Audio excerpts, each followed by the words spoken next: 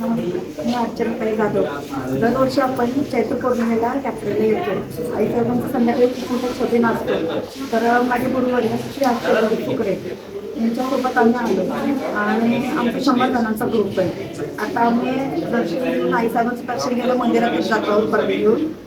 त्याच्यानंतर तुम्हाला संपूर्ण परिसराची माहिती देते. आता गुरूंसोबत नवीन परडी घेण्यासाठी आलेली आहे मी. काय झालं, काही प्रॉब्लेम्समुळे मला परडी बदलावी लागते. त्याच्यामुळे वर्ष झालं होतं. गेल्या वर्षीच मी चैत्र पौर्णिमेला परडी घेतली होती आणि ह्या वर्षी तीच परडी मी आता बदलायला आलेली आहे. सुटकाची परडी आहे. त्याच्यामुळे आता मी परडी हे आमचे भोपे आहेत. त्या भोप्यांच्या हातून ही परडी मी हातामध्ये घेणार आहे. आता ते माझ्या हातावर परडी देणार आहे. आता ती कशा प्रकारे देतात ते तुम्ही बघा. आई राजा येड करिता भवानी माता. आपली आता मंदिरात जायची तयारी चालू आहे. सर्वत्र गुरु आमचे माननीय श्री गुरु अक्षयभाऊ सुकरे हे सगळ्यांना आता घेऊन सोबत जाणार आहेत. माझ्या हातात तुम्हाला माळ परडी दिसते. आता आम्ही सगळे तुळजापूर भवानी मंदिरात जाण्यासाठी सज्ज आहोत. तर दादा सांगतायत त्या सूचनांचे आपण पालन करतो, कारण तिथं आता गर्दी भरपूर असणार आहे आणि गर्दीमध्ये जाताना कोणी चुकू नये म्हणून त्याच्यासाठी ग्रुप केलेला आहे.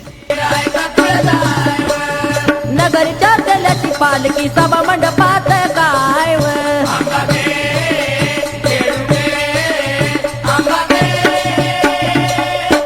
अंबिका बाईन तू माझी आई, तुझी महिमा त्वार काय, तुझी महिमा त्वार.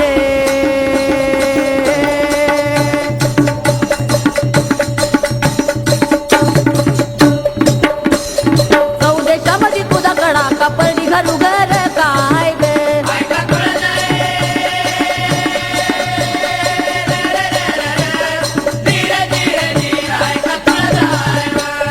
चौदेशामध्ये तुझा हा चिंतामणी गोटा आहे. चिंतामणी गोट्याचं महत्त्व काय असतं ते आज मी तुम्हाला सांगते. चिंतामणी गोटा म्हणजे हा तुम्ही जो कौल लावाल तर तसा तो कौल देतो. उजव्या साईडला दिला तर होकार आरती आणि डाव्या साईडला दिला तर नकार आरती.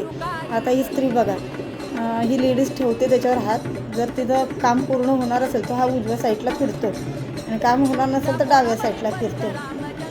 हे चिंतामणी गोटा म्हणजे एक तुळजाभवानीने दिलेला आशीर्वादच आहे. आता तुम्ही पाहताय गर्दी बघा किती आहे तुळजापूरमध्ये. हे चैत्र पौर्णिमेला ना असंख्य अशी लाखो लोक येतात, लाखो करोडो लोक येतात आई साहेबांच्या दर्शनासाठी. गर्दी पहा.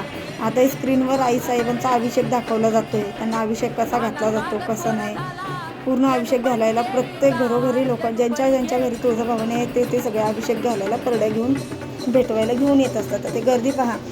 जो तो आपापल्या देव्या घेऊन भेटवला तर आई येडाई, आई तुळजाभवानी, जो तो स्वतःहून देवीच्या स्वतःच्या घरच्या मूर्त्या घेऊन भेटवायला घेऊन येत असतात.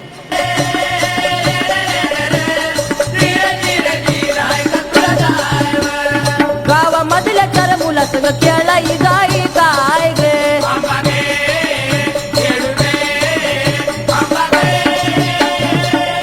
गावामधली 4 पोरं त्याला बोलतात काही गे, बोलतात काही.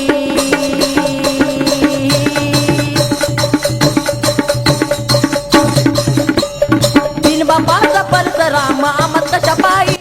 आई साहेबांचं दर्शन आता छान झाले. आता गोवा मागून त्याच ठिकाणी आम्ही रूमवर जाणार आहोत आणि पुढच्या व्हिडिओमध्ये तुम्हाला येरमाळ्याची संपूर्ण माहिती मिळेल. आता येरमाळ्याला आम्ही जायला निघणार आहोत सकाळी 7 वाजता. तर माझा व्हिडिओ आवडल्यास लाईक करा, शेअर करा, सबस्क्राईब करा आणि फॉलो करायला विसरू नका. धन्यवाद.